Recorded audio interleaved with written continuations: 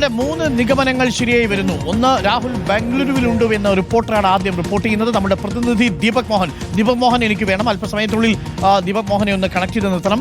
ദീപക് മോഹൻ ഇപ്പോൾ ബാംഗ്ലൂരിൽ തന്നെയുണ്ട്. ഈ വാർത്ത അറിഞ്ഞ നിമിഷം മുതൽ തന്നെ നമ്മൾ കെമ്പഗൌഡയിൽ രാഹുൽ മാങ്കൂട്ടത്തിലെത്തിയ ഹോട്ടലിന് മുന്നിലുള്ള വിവരങ്ങൾ തേടിയിരുന്നു. അവിടെ നിന്ന് ലഭിച്ച CCTVയുടെ കൂടി വിവരത്തിന്റെ അടിസ്ഥാനത്തിലാണ് SIT ഇപ്പോൾ ഈ ഡ്രൈവറിലേക്ക് എത്തിച്ചേർന്നിരിക്കുന്നത്.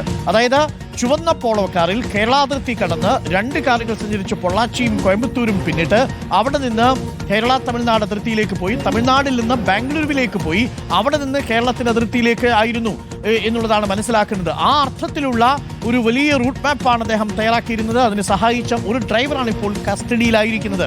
അതിന്റെ അർത്ഥം രാഹുലിന് ബാംഗ്ലൂരുവിൽ വലിയ സംരക്ഷണം അവിടുത്തെ രാഷ്ട്രീയ നേതൃത്വം നൽകിയിരുന്നു എന്നുള്ളതാണ്.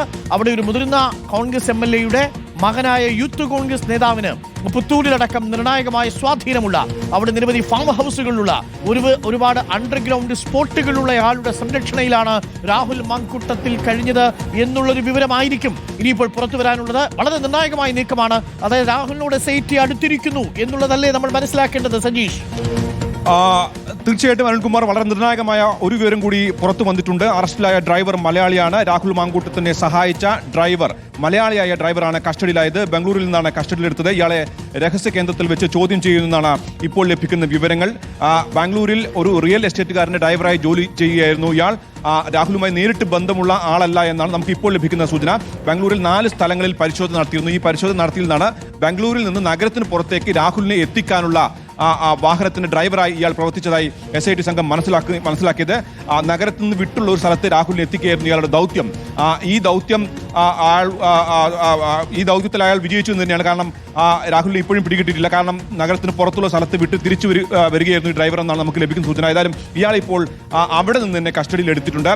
ഇയാൾ നൽകിയ വിവരങ്ങളുടെ അടിസ്ഥാനത്തിലാണ് രാഹുൽ ഒളിവിൽ കഴിഞ്ഞ സ്ഥലത്ത് കഴിഞ്ഞ ദിവസം പരിശോധന നടത്തിയത്. അരുൺകുമാർ. ഓക്കെ, വളരെ പ്രധാനപ്പെട്ട ചില വിവരങ്ങൾ വരുന്നത്, രാഹുൽ മാങ്കൂട്ടത്തിലിനെ ബാംഗ്ലൂരുവിൽ എത്തിക്കാൻ സഹായിച്ച മലയാളിയായ ഡ്രൈവറെ SIT ഇപ്പോൾ പിടികൂടിയിരിക്കുകയാണ്.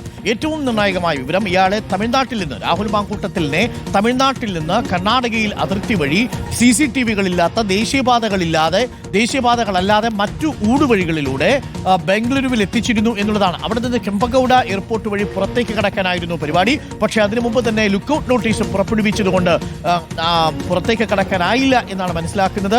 അതിനെ തുടർന്ന് നഗരഹൃദയങ്ങളിലെ നഗര റോഡുകൾ വിട്ട് പിന്നീട് കർണാടകയിലുള്ള യൂത്ത് കോൺഗ്രസിന്റെ സഹായത്തോടെ, യൂത്ത് കോൺഗ്രസിന്റെ നേതാവിന്റെ സഹായത്തോടു കൂടി ഇയാൾ ഗ്രാമങ്ങളിലേക്ക് മാറി എന്നാണ് അറിയുന്നത്.